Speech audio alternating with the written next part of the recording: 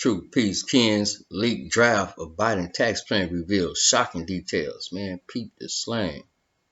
All right, President Biden is yet again vowing to make the rich and the big bad corporations, quote, pay their fair share, as if they weren't paying enough.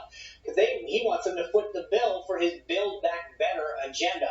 But according to a leaked draft proposal, House Democrats are looking to hike taxes by nearly $3 trillion to pay for all that massive spending. You can say goodbye to those Trump-era tax cuts. Those are going to get rolled right back. Americans, individuals, and couples earning more than $435,000 will be taxed at almost 40%, and that's just the federal government.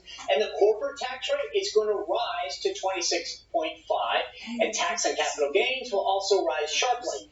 But will the economic burden of Biden's policies ultimately fall on the middle class that he says is being protected?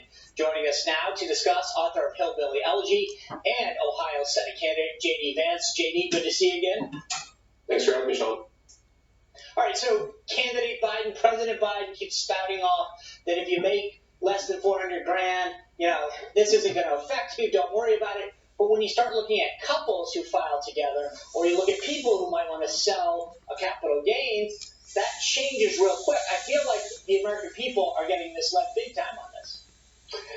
Yeah, that's right. There's definitely been a big bait and switch where the Biden folks have promised one thing and then delivered another. Of course, that's not the only issue. We've seen that with the vaccine mandates, for example, of just the last few days.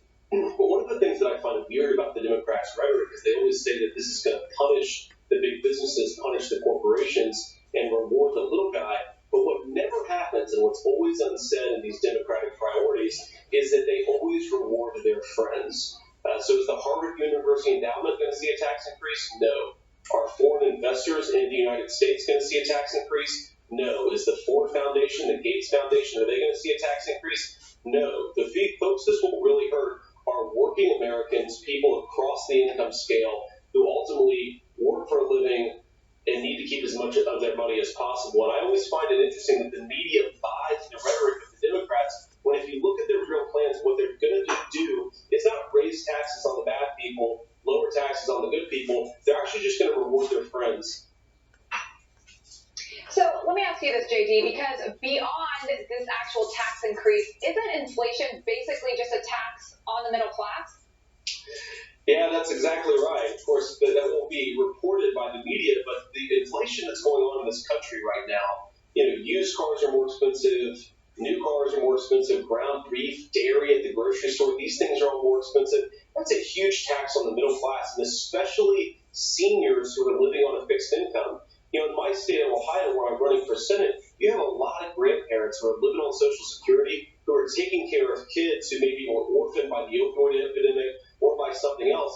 They're already struggling to make ends meet. When they go to the grocery store and find out that ground beef is $1 a pound more expensive, that really hurts them. And of course, Biden isn't talking about them because at the end of the day, I don't think Biden cares about people like them.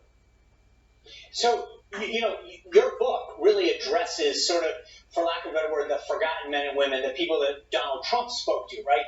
When you go out there and campaign and you're talking to these folks in diners or in workplace environments, do they get it? And I'm not saying that in a pejorative way. I'm saying it that the Democrats like to talk about taxing the rich. And so if you're just sitting back, you think to yourself, oh, okay, that's not me.